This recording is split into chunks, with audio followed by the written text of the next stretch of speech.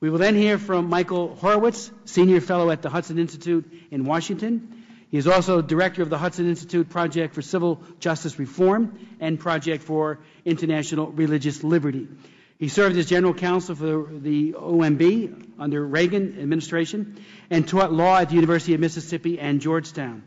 He has also practiced private law as a partner at national law firms. He has written frequently on Internet issues and human rights topics, and he holds a BA from City College of New York and got his LLB from Yale Law School. I would also note parenthetically that Michael Horowitz, as my good friend and colleague Mr. Wolf will attest, has been the genius behind many human rights initiatives that have found their way into law in the United States on religious freedom, the North Korean Human Rights Act, and other initiatives. I'd like to now yield to Mr. Horowitz. Thank you, Mr. Chairman. Last month, I was arrested in a respectful, non-disruptive demonstration on behalf of what Bob Fu and I call the China Six. And of course, Chen Guangcheng was one of them. And when the first news came out, I sent an email to Bob and said, we're down at the China Five. He then sent back an email to me saying, soon we'll be at the China Zero. Mr. Chairman, we're back at the China Six, and worse than we were. And part of it was the failure, as Mr. Wolf indicated, back at that hearing of the administration when the incoming president of China was here to send a clear signal that the rights of these heroic dissidents represent priority interests of American human rights and American foreign policy. And so part of what we're witnessing are the fruits of the Xi visit to the United States. The real question is, how could this have happened? And I have often thought and said to you, Mr. Chairman, that one of the great things we could do for the pursuit of American interests would be to replace the State Department with the AFL-CIO, because this is an issue of bargaining here. Anybody at the Teamsters Union would understand, would have flunked every one of these people who are bargaining for the life and freedom of such a world hero. Let me just give very quickly three things. The first thing one does is welcome this man to the embassy and tell him you can stay as long as you want, both to take care of your own client, but much more importantly, to send a signal to China that time is on our side. Mr. Chairman, when I was bargaining for the Fire Officers Union of New York City, I always understood one thing. If the other guy needed to sign the deal before I did, he was in my pocket. And the Chinese understood that as clearly as possible. So an F on Bargaining 101 on that score. Secondly, you don't accept verbal promises. You get some action, some good faith action before you close the deal and turn over your house or whatever it is, or cut the deal. And so the first principle that anybody of any union leader would say is, okay, you want to do a deal? First thing is bring his wife and child here. We don't even talk until she is there with him. That could have been done.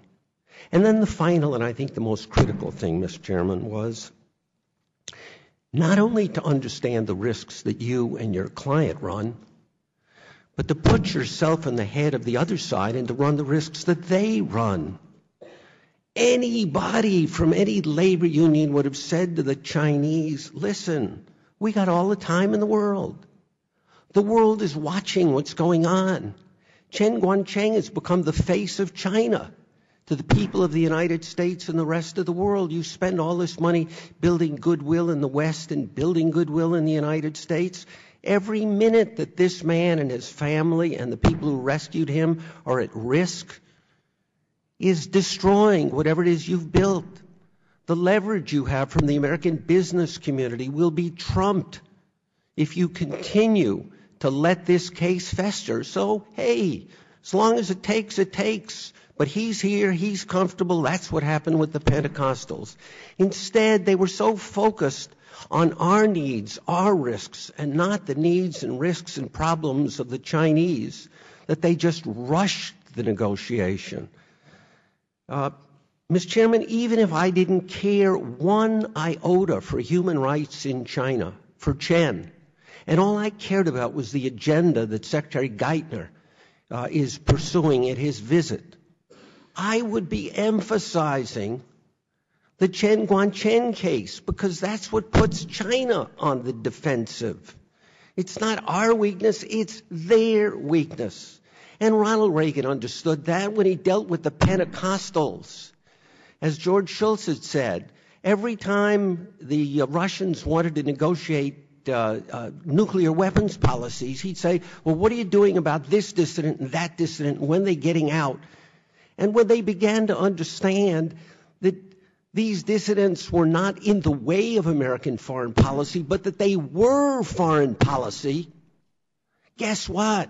Ronald Reagan was able to negotiate a better deal on weapons, on ruble-dollar relations, and so forth. Again, if you focus on your weakness and don't understand the vulnerability of the other side, you get fired in your first week at the Teamsters Union, and these people who've been negotiating have held the life and the safety and the security of these heroes in their hands. How sad it makes me at the sheer, utter incompetence of the people at the State Department who purported to bargain. Now, what do we do to protect him now? Mr. Chairman, you have that chart up there, that it's an extraordinary chart. As soon as this happened, the Chinese created blocks on the internet, the great highway of freedom that the Chinese government understands. I wish we did better. Now, if you have the word Chen typed in, it gets blocked. If you type in the word blind man in China, you get blocked.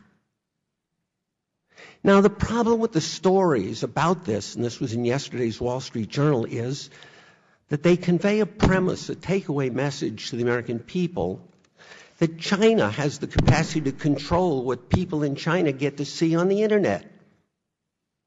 Mr. Chairman, as you know, and as Mr. Wolf, more than perhaps any member of Congress knows, that is true only because of our horrible, misguided policies, because the State Department has failed to honor congressional intent in getting appropriations and say, give this money to groups with a field-tested capacity to bypass the firewall, the internet firewall system of China, of Iran, of all the dictatorships.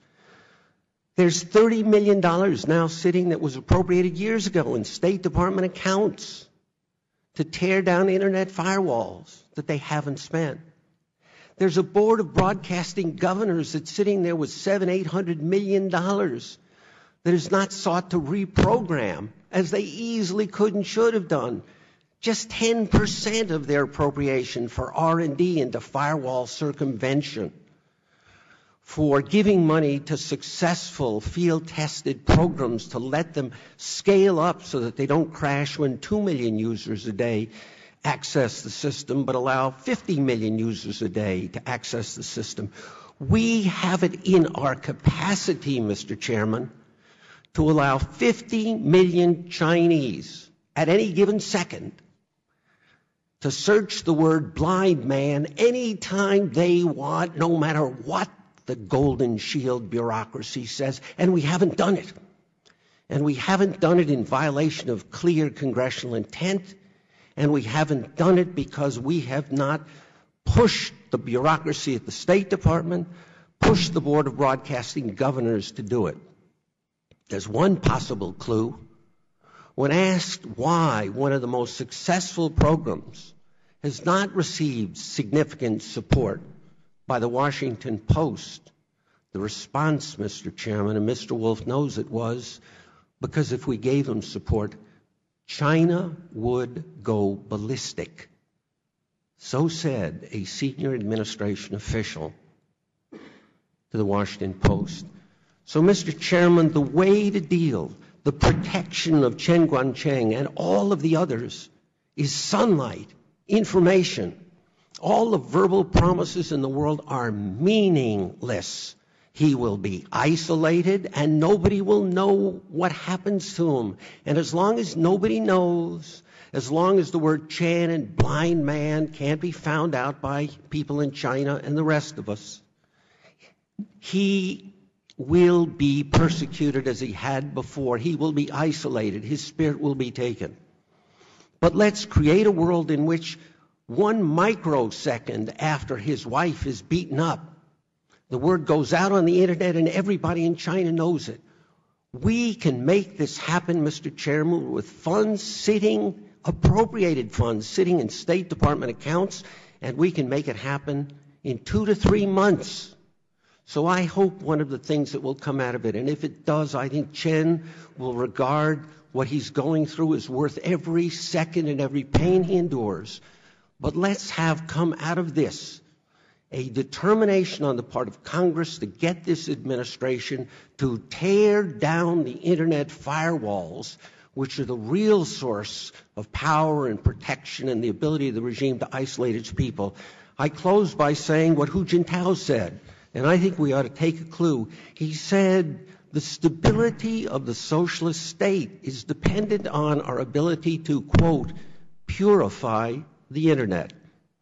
We have it within our means, as I said, so that these kinds of things cannot be done. We have it within our ability so that YouTube can broadcast to 50 million people in China and the rest of the world within 10 minutes of the time it happens, received on cell phones. Any further torture or isolation of Chen Guangcheng or others like him. So let's honor this man and protect this man by tearing down the internet firewalls with priority determination. If we do that, all of this suffering will not have been in vain. Thank you, Mr. Chairman. Mr. Horowitz, thank you very much for your testimony and your work. It is extraordinary.